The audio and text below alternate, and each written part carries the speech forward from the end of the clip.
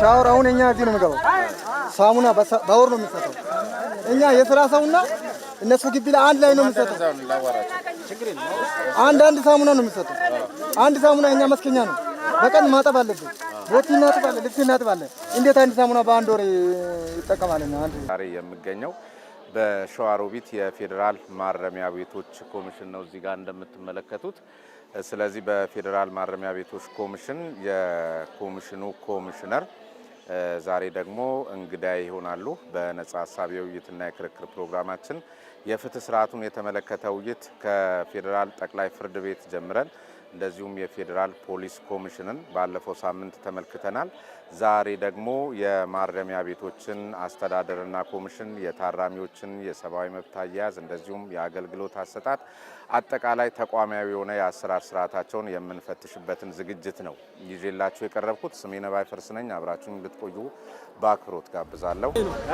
በራሳችን ገንዘብ እየተጣጣን አሬውን ነገር በአራማላ ባሉ እሁድና ቅዳሜ እዚህ ጋር በምንሰራበት ቦታ ላይ ለእሁድና ቅዳሜ ለሚቀርቡ ለዜና ቀረጻ አለ። በዛ ላይ ታራሚ ያለበትን ችግር ሲናገር ይቆረጣል፣ ያቀረጻል። ገባ? ታራሚ የራሱ ችግር ሲገልጽ ይቆረጣል፣ ያገለጻል። ለምን ይሆናል?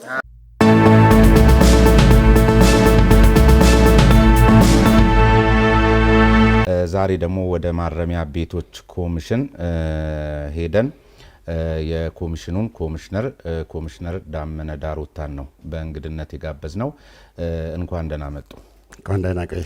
እንግዲህ ዛሬ የፌዴራል ማረሚያ ቤት ኮሚሽን በፍርድ ቤቶች ውሳኔ መሰረት የሚላኩለትን የህግ ታራሚዎች ተቀብሎ ደህንነታቸውን በመጠበቅ ሰብአዊ መብትና ክብራቸውን በማክበርና በማስከበር መሰረታዊ ፍላጎታቸውን አሟልቶ ታራሚዎቹ በማረሚያ ቤት ቆይታቸው በተለያዩ የማረም ማነጽ ፕሮግራሞች እንዲያልፉ የተለያዩ የቀለም ትምህርትና የሙያ ስልጠና እንዲያገኙ እንዲሁም በዘርፈ ብዙ የልማት ስራዎች ላይ ተሳታፊ እንዲሆኑ በማድረግ የታረሙ የተማሩና የሰለጠኑ እንዲሁም በአስተሳሰብና በስነ ምግባር ጭምር ለውጥ ያመጡና አምራች ዜጎች አድርጎ ወደ ማህበረሰቡ የመመለስ ተልዕኮ ተሰጥቶታል።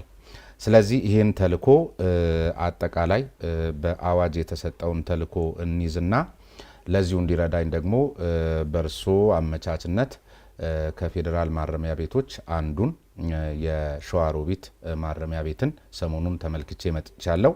ከእስረኞችም ጋር ተገናኝቼ በርካታ ጉዳዮችን ለመመልከት ችያለሁ። በበጎም በአሉታ መልኩም የሚነሱ ነገሮች አሉ።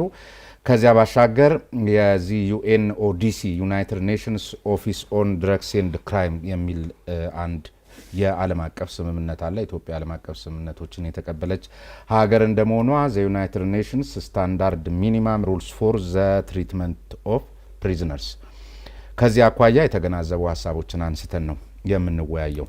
አጠቃላይ ተቋማዊ የህግ ማዕቀፎቹንና አደረጃጀቶቹን በተመለከተ ከተሰጠው ተልዕኮ አኳያ ኮሚሽኑ በርሶ ግንዛቤ በርሶ ግምገማ የተቋሙ ኮሚሽነር እንደመሆኑ መጠን ምን ይመስላል? ይሄ ሌሎቹን ለማንሳት ስለሚመቸን ታራሚ ተኮር ነው ብለውኛልና ስላነሱት የተመለከትኩትን የሸዋሮቢት ማረሚያ ቤትን ምሳሌ ላርክ።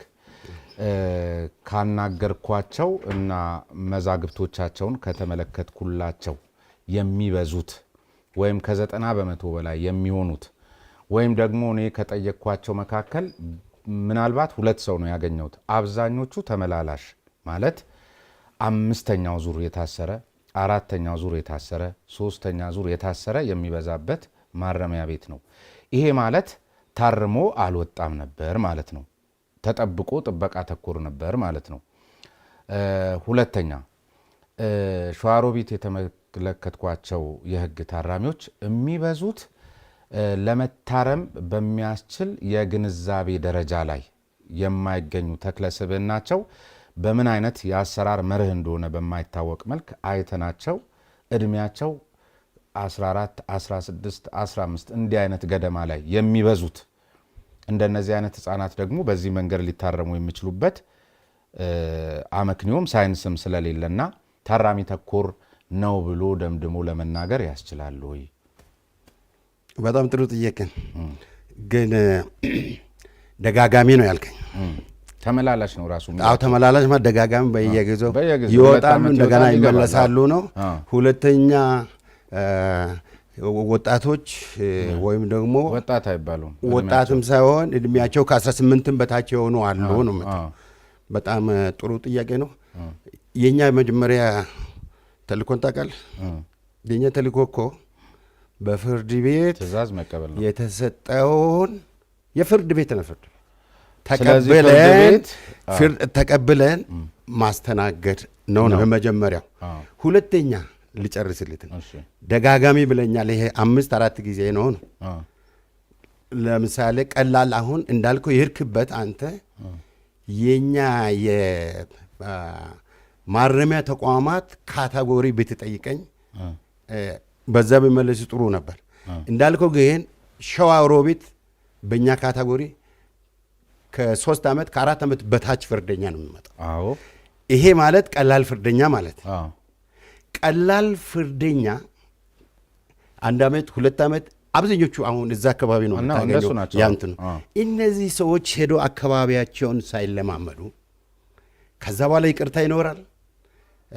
በተለያዩ ምክንያት ግን ይገባሉ፣ ይወጣሉ። እንዴት አረጋግተህ አስቀምጠህ ከዛ በኋላ ወደ ማረም ማለት እኮ ሲዝን እንትን እኮ ነው ይጠይቃል፣ ጊዜን ይወስዳል፣ ባህሪን ይጠይቃል፣ ትምህርትን ይጠይቃል። እነዚህ ነገሮች ተስተካክለው ነው። እዚህ ጋር ምን ይላል?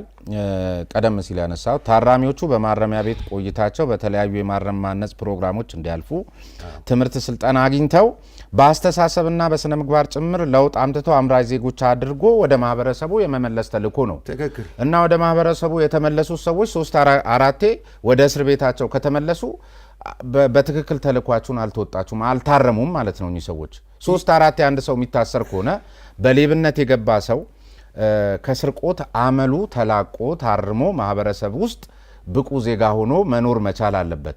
ሲመለስ እንደገና ሰርቆ የሚታሰር ከሆነ ለመታረም የሚያስችል ስልጠናና ማረቅን አላገኘም ማለት ነው።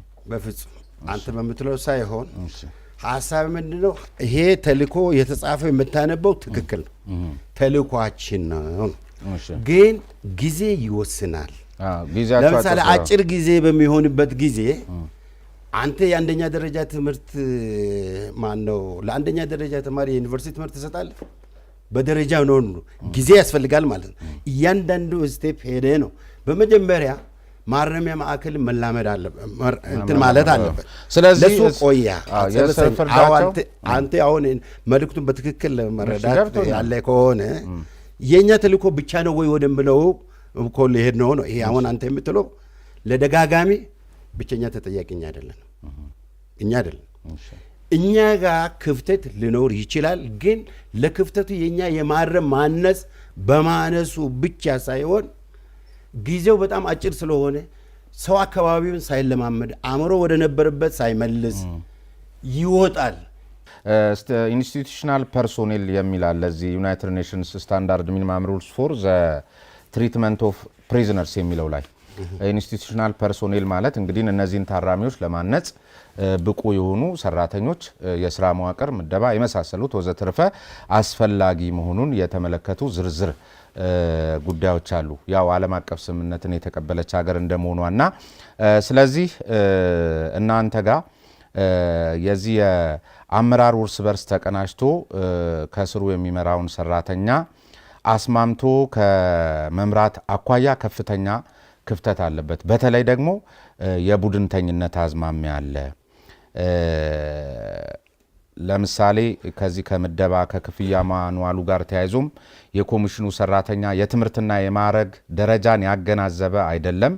ስራው ያለ መዋቅር ያልተከፈተላቸው ቦታዎች አሉ። ቡድንን ወይም ብሔር ተኮር የሆነ ምደባ ነው የሚደረገው። ስለዚህ እንደዚህ አይነት አሰራሮች ለሰራተኛው ተነሳሽነት ተናቦ ተቀናጅቶ ታራሚዎችን በአግባቡ ታርመው ታነጸው የሚወጡበትን እድል ከመፍጠር አኳያ በራሱ ሰራተኛው አካባቢ ያለው ችግር በጣም እንትን ይፈጥራል። እንደውም አባላት በራሳቸው በመተማመን ስለመብታቸው ጠንከር ብለው ሲከራከሩ የፌዴራል ማረሚያ ቤቶች ኮሚሽንና በየደረጃው የሚገኙ የስራ ኃላፊዎች መብታቸውን የሚጠይቁ አካላትን ያሸማቅቃሉ የሚል መረጃ ደርሶኛል። ምን ያህል እውነት ነው? ምን ይመስላል መዋቅራችሁ? በጣም አመሰግናለሁ። አንዳንዶቹ ያው መጥራት ያለባቸው አሉ። እኔ ስለእውነት ነው ከእንትን የምሰማው። እኔ ከሰራተኞቹ አይ ሊሆን ይችላል። ያው ኢንዲቪዥዋል ሰው ስሜቱን ሊገልጽ ይችላል እኮ ለዚህ ነው እንዲያጠሩ ነው ስሜትን ስለሆነ እንዲህ አይነት ነገር ካለ ማጥራት ነው። ግን ሊገልጽ የሚችለው ምንድን ነው? ይህ አይነት ችግሮች ምልክቶች ይሄ በተለይ መልካም አስተዳደር ጀነራሊ መልካም አስተዳደር ችግሮች አሉ ተብሎ አምና አመቱ አጋማሽ ላይ ከፍተኛ ግምገማ ተደርጎ ከኔ ጀምሮ ሲባል የነበረው በዛ ሌቭል ግምገማ አይደረግም ነበር። ግን ራሴ ምሳሌ ለመሆን ከኔ ጀምሮ ከኔ ቀጥሎ ያሉት ከፍተኛ አመራሮች ጭምር ዝርዝር ግምገማ አድርገን ከዛ በየደረጃው እስከ እያንዳንዱ ሄዶ ችግሮቹን ለመለየት ሞክረናል። ብሔር የሚለው ብዙ ይባላል፣ ግን በተጨባጭ ይሄ በዚህ ነው የሚለው ነገር ለማግኘት በፍጹም ሪፖርቱ የለኝም። ግልጽ አድርገን ተወያይተናል። ግልጽ አድርገን ግን እንዲህ አይነት ስሜት አለ ስለተባለ እያንዳንዱ ዝርዝር ግምገማ አድርገን እስከ ታች ፈትሸን እሱም መነሻ አድርጋችሁ ይሄ እነዚህ አሁን የምትላቸው አለ ተብሎ ገመገምን። ግን በተጨባጭ አሁን የሚባል አሁን የምትለውን እንደገና ብታገኝ ለምሳሌ ብሎ ደፍሮ የሚወጣ የለም። ተጽዕኖም ሊኖር ይችላል ብለን ግን አሰራሩን ክፍት አድርገን መቼም በመጣ ጊዜ ትግል እናደርጋለን። የፌዴራል ተቋም ነው፣ የሁሉም ተቋም ነው። ለማንም በዛ ስም ሊመጣ የሚችለው ነገር ላይ የለም የሚል ነገር ነው የያዝነው ነው። ትክክል ነው። ገምግመናል፣ ግን እስከ ታች ፈትሸናል። በተጨባጭ ኤከሌ በዚህ አይነት ብለን እንኳን ለምሳሌ ይሄ ነው የሚለው ነገር አላገኘ። አሁንም ክፍት ነው። ምደባው ምናምኑ ነፃ ነው። ምደባ በኮሚቴ ነው። መዋቅር ያልከው ትክክል ነው። መዋቅር በመጀመሪያ ከዚህ ከህግ ማሻሻል ጋር ይሄ ለውጥ ሲጀመር መዋቅሩ ስታብሊሽ ስለሆነ በዛ ክፍተቶች የተፈጠሩ ያሉት እንደገና አስጠናን። ካስጠናን በኋላ አሁን እሱ እንደገና ለማሻሻል ሂደት እየሄድን ያለበት ነው። ስራ ግን ባለበት ሰው በሌለበት ላይ ተከተንም ቢሆን ስራዎቹ እንዲሰሩ እያደረግ ነው። እሱ የመዋቅር ማስተካከያ ነው፣ የሰው እንትን አይደል። ግን አንድ ነገር ነገሩኝ። አሁን ይሄ አሁን የምትለው ነገር እኔ አላውቀውም፣ ሪፖርቱ የለኝም አሉኝ። ከአንዳንድ ሰራተኞች ባገኘሁት ጥቆማ ግን የበላይ አመራሮች ማለት የበላይ አመራሩ እንግዲህ ሊሆን የሚችለው እርሶን ጨምሮ የፌዴራል ወይ ማረሚያ ቤቶች ኮሚሽን ውስጥ የሚገኙት ነው የሚሆኑት። ወደ ማዕከላት ሲመጡ ወደ ማዕከላት ማለት ወደ ማረሚያ ቤቶቹ ሸዋሮቢት፣ ዝዋይ ይሆናልና እዛ ያሉትን አመራሮች ብቻ ነው አነጋግረው የሚመለሱት። ታች ወርደው ሰራተኛውን አያናግሩም የሚልም ቅሬታ ተቀብዬ ነበርና ስለዚህ ሰራተኛውን ካላናገራችሁ ይሄ አሁን ያሉትን መረጃ እንዴት አድርገው ሊያገኙት ይችላሉ? ስለዚህ አንዱ ለምንድን ነው ሰራተኞችንስ እስከ ታችኛው ወርዳችሁ ማታናግሩት ነው። ሌላውና ግን እኔም ባይኔ ያየሁት ቀደም ሲል መግቢያችን ላይ እርሶ የገለጹልኝ እንግዲህ ከኢኮኖሚ ከበጀት ጋር የተያዘ ጉዳይ በኋላ የምንመጣበት አኮሞዴሽን የሚባለው ነገር እንዳለ ሆኖ ታራሚው በእርግጠኛ ነኝ እኔ ለማመን በሚያስቸግር ደረጃ በጣም በብዙ መልኩ ጥሩ ግንኙነት አለው፣ እንደፈለገው የሚቦርቅበት ተቋም እንደሆነም አይቻለውና ነገር ግን ይሄ ከሰብአዊ መብትም ከመሳሰሉት ጋር ከአገልግሎት አሰጣጡ ጋር ተያይዞ ለታራሚዎቹ በጣም የበዛ ትኩረት ይሰጣል። እኛን ግን አባከና ሚለን እያጣን ነው፣ እንደውም ሰብአዊ መብታችንም እየተጣሰ ነው፣ እየተሰደብን እየተዘለፍን ነው የሚልም ነገር ሰራተኞች ያነሳሉ በየማዕከሉ የሚገኙ። ይሄን እኔም ለመታዘብ የቻልኩ ይመስለኛልና ምንድነው አስተያየቶት? በጣም አመሰግናለሁ። ዛሬ ለመጀመሪያ ጊዜ እንደዚሁ አባልን በተመለከተ መዋቅርን በተመለከተ ጥያቄ አይነሳም። ከየትም ምንም ይሁን አንድ ጥያቄ ቢሆን ሰብአዊ መብት ቢባል እኔ ራሴ ጥያቄ ነበር እንዴ አባልን ሰብአዊ መብት አይመለከትም ወይ? አንዳንድ ጊዜ የሚያገላምጡ ይኖራሉ። ትንሽ እንትን ያለ እኮ ለአንተ ማስተካከያ በሚሄድበት ጊዜ ግን ማንም ሲያነሳ ከየትም ተቋም ምን ቢመጣ አባል ጉዳይ ሳይሆን የሚያነሳ ታራሚ እንዲሆነ የሚባል ነገር ነውና እንደውም ሰብአዊ መብት የሚባለው ሲከበር አባሉንም ሰውን አይደለም ወይ ሰው ሴንተር የሚያደርግ ከሆነ የአባሉን ሚዛናዊ ለማድረግ አባል አካባቢም ያሉ ነገሮችን ጫናዎች አንዳንድ ጊዜ የራሱ ስነ ምግባር ችግር ያለው ይኖራል። ሁሉ ነገር ዝግ ማድረግ አይቻልም። ታራሚ ላይ ፐርሰናል በደል ሊፈጽም የሚችል ይኖራል። እኛ ግን ተቋሙ ሊበሬትድ ነው። በቃ ይሄ ሰብአዊ መብት ለማክበር ጉዳይ ላይ አንደራደርም። ባገኘንበት ልክ አስፈላጊ እርምጃ ነው የምንወስደው። ማስተካከያ ለማድረግ ነው የምንሄደው። ሌላው እዚህም ዓለም አቀፍ ስምምነት ላይ የተቀመጠ ነው ሩል 11 ላይ ሰፓሬሽን ኦፍ ካታጎሪስ የሚለውን ነገር ከጥበቃና ከደህንነት ስራዎች አኳያ እናንተም የምታዩት ይመስለኛል። ከሰብአዊ መብት አያያዝ ወደ እሱ ስንመጣ የቤተሰብ ግንኙነት ቦታው በተለይ ይሄ መጠየቂያ ቦታው ላይ አንዳንዶቹ ተቋሞቻችሁ ሁሉንም ማለት ሳይሆን አንዳንዶቹ ላይ ልጆቻቸውን አቅፈው ለመሳም የማያስችል ነው፣ ለአካል ጉዳተኞችም የማይመች ነው፣ ለፀሐይና ለዝናብ የተጋለጠ ነው፣ የተፈቀደው ቀንና ሰዓትም አነስተኛ ነው የሚል በጠያቂ ወገኖች በኩል ይነሳል። እስር ቤት ውስጥም ደግሞ ቀደም ሲል እንዳልኩት ሰፓሬሽን ኦፍ ካታጎሪስ ግድ የሆነበት ዓለም አቀፍ ስምምነት ነውና የአእምሮ ህሙማንና ጤነኛ እስሮች አንድ ላይ የመታሰር አዝማሚያ የሚታይባቸው ቦታዎች አሉ። እድሜያቸውም የማይመጣጠን ለምሳሌ ቀደም ሲል እናንተ ያው በፍርድ ቤት ተፈርዶበት የመጣን ታራሚ ተቀብሎ ማስተናገድ እንደተጠበቀ ሆኖ ግን ልክ ከመጣ በኋላ ግን በራሳችሁ የአሰራር መስፈርትና መርህ መሰረት ልጁን ከዋቂው እንደዚህ አይነት ከጤንነት በተለያዩ መመዘኛዎች ለያይቶ ከማሰር አኳያ አሁንም ገና ናችሁ የሚባል ነገር ይነሳልና ምንድነው ያሰባችሁት? በእርግጥስ የሚባለው ነገር ልክ ነው ወይ? እውነታ አለው ይኖራል። እሺ እንግዲህ አንተ ሄድክበት ሸዋሮቢት ምናልባት አዲሱን ህንጻ አይተህ እንደሆን እሱ አለ እሱ በሚከፈትበት ጊዜ ይሄንን ይመልሳል ነው። አሁን ግን ታራሚ ተፈርዶ መጥቷል።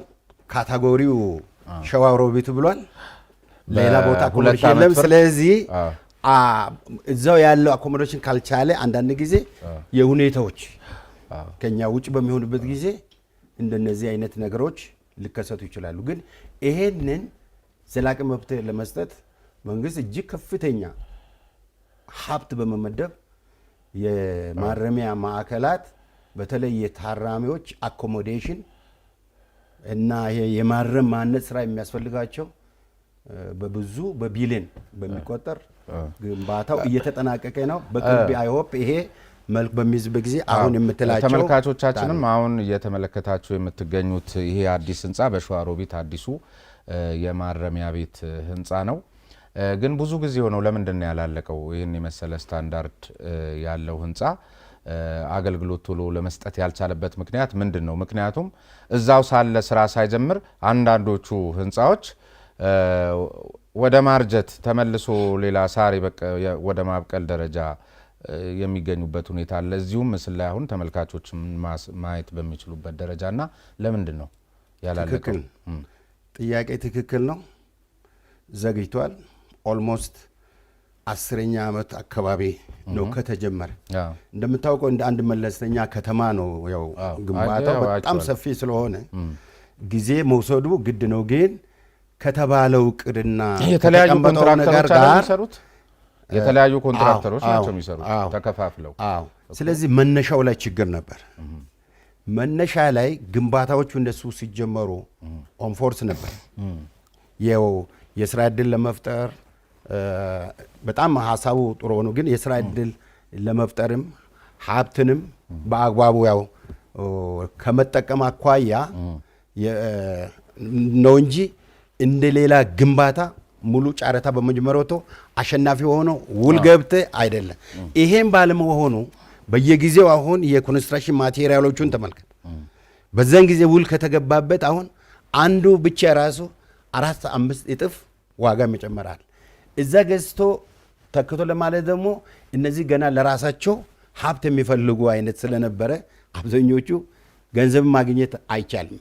በዚህ አይነት ሁኔታ ያው ካፓሲቲ በጣም ሰፊና ውስብስብ ግንባታ ከመሆኑ ጋር በጊዜው መሄድ አልተቻለም። በዚህ አይነት ሁኔታ ወደ መቆም ጭምር ደርሶ ነበር። በልዩ ውሳኔ አምና ካለበት ምክንያቱም ሁለት ዋና ዋና ምክንያቶች ነበሩ። አንድ ይሄ በቆየ ቁጥር መንግስት እየከሰረ ነው የሚሄደው። ሁለተኛ ደግሞ ታራሚ አሁን የምትለው ችግሮች ሁሉ ሊፈቱ የሚችለው ደግሞ ይሄ ከተሰራ በኋላ ወደ እነዚህ ህንፃዎች መግባት አለበት። በጣም አመሰግናለሁ እድል ስለሰጠኝና እዚህ ስለጋበዛችሁኝ። የተለያዩ የማረም ማነጽ ስራዎችን በመፈጸም በመጨረሻም ወደ ህብረተሰቡ እንዲቀላቀሉ የማድረግ ተልእኮ ነው እንደተባለው። ይሄን ነገር ለማድረግ ቀደም ሲል ከለውጡ በፊት ያሉት ህጎች፣ አሰራሮች ጥበቃ ተኮር ይሄ ጥበቃም ለታራሚው ሰብአዊ መብት የማስከበር ሳይሆን የማፈን የተለያዩ ኢሰብአዊ ድርጊቶች የሚፈጸሙባቸው እንደሆኑ ያው የእናንተ ሚዲያም የዛሬ 3-4 ዓመት በየክምችት ዶክመንቶቻችሁ ያለ ነው ሰፊ ችግር የነበረበት። እንግዲህ ወደዚህ ለውጥ በሚመጣበት ጊዜ ከዚህ ጥበቃው ማለት ለደህንነቱ ነው። ያሁኑ ጥበቃ ያስፈልጋል፣ ግን ለታራሚ የመጀመሪያው ለታራሚ ደህንነት ለምሳሌ ወደ ፍርድ ቤቶች ሲንቀሳቀሱ፣ ወደ ሕክምና ማዕከላት ሲንቀሳቀሱ በተለያዩ አይነት ጉዳት እንዳይደርስ ትክክለኛ ጥበቃ አድርገን እና ያው ህጉ በተሰጠው መሰረት ማድረግ ነው። ከዚህ ባሻገር ትልቁ ግን አሁን ተልእኮ ታራሚ ተኮር ህግ ነው ያወጣ ነው። ታራሚውን የሚያሻሽሉ ታራሚ ወደ ነበረበት ደረጃ ስምና እንዲመጡ ለማድረግ የተለያዩ አክቲቪቲዎች ያለ ስለሆነ ከጥበቃ ተኮር ወደ ታራሚ ተኮር ወደ ማረም ማነጽ ተኮር በዋናነት ታራሚውን መነሻ ያደረገው አዋጅ ነው የወጣው። ምንም ኢንተርናሽናል ስታንዳርዶችንም የሰብአዊ መብቶችንም ባከበረ መልኩ በጣም በከፍተኛ ጥንቃቄና ሞደርን የሆነ አዋጅ ነው ያወጣው። ስለዚህ በመጀመሪያ ህግን የማውጣት ይህ ህግ አዋጅ ወጥቷል። ደንቦቹ እንዳልካቸው የአባላትም ሆነ የታራሚዎች ዝግጅት አልቆ ወደሚመለከተው ክፍል ተመርቷል። ስለዚህ በቅርብ ይወጣል። እሱ እንደወጣ ደግሞ በርካታ እነዚህ ነገሮችን ለመፈጸም በአባላት በኩልም በታራሚ በኩልም ቅድም የምትላቸው መብቶችን ለማድረግ ደንቦቹን ረቂቆቹን አዘጋጅተን በዛው እየሰራ ያለ ነው።